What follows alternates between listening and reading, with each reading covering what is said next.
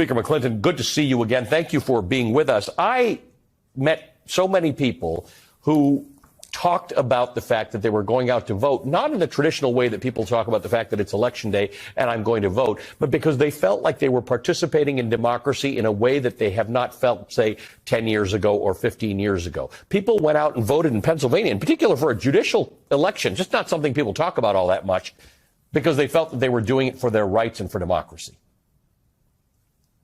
That's right, Ali. And it's good to be back tonight. Here in the Commonwealth of Pennsylvania, voters made it very clear that they do not want the cynicism and they do not want our rights to be rolled back in any way. So they went with intentionality and purpose to ensure that Justice-elect Dan McCaffrey won that race. And it was very clear because his opponent was not talking about the 2020 election and the alleged fraud that occurred with voters. His opponent was not clear on where she stood on women's rights to have reproductive health. However, it was very clear that we recognize our state Supreme Court makes all of the very important decisions to double down on our rights and our freedoms here in PA. Yeah, and look, a lot of ink goes to Michigan and Georgia and Arizona because of all the shenanigans that were going on. But Pennsylvania was right in the midst of it. And the midterm election sort of showed, that even a lot of Republicans in Pennsylvania came out and supported Democratic candidates because they said we can't be associated with this anti-democracy message that Republicans are involved in places like Pennsylvania. How do you think this bodes for next year and what Democrats need to be thinking about in terms of preserving democracy?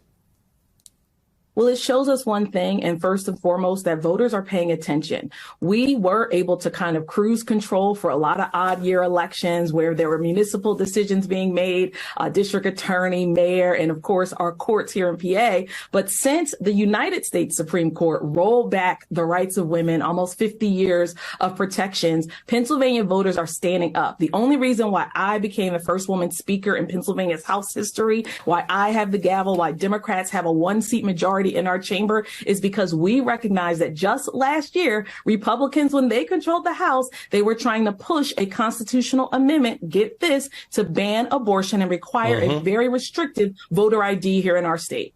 Let me ask you about that, because state after state, support for abortion rights outweighs opponents of abortion rights. But more people are supporting abortion rights in votes like the one you talked about in Pennsylvania, in votes like what we saw on Tuesday, in these referenda, no matter who puts them forward. This seems to be a fight in defense of rights in democracy, as opposed to just a fight about abortion. That's right, because the question is what right is next. In 2020, we saw how Pennsylvania was, in fact, a part of ground zero for our former president, his claims that there was election fraud. He said something like bad things were going to happen in Philadelphia, when in fact, Philadelphians came out in record numbers to defeat him electorally. So we recognize that not only are our rights to health care, I always say when I go to the doctor, there's only room for me. There are not 253 seats. I can't take the chamber with me, the Senate and the House. But not only that, our right to vote. We want to make sure that we don't have any conspiracy theorists, people promoting the big lie on the highest court of our land, because our former president also went through almost every court trying to be able to undo the outcome of Pennsylvania's voters.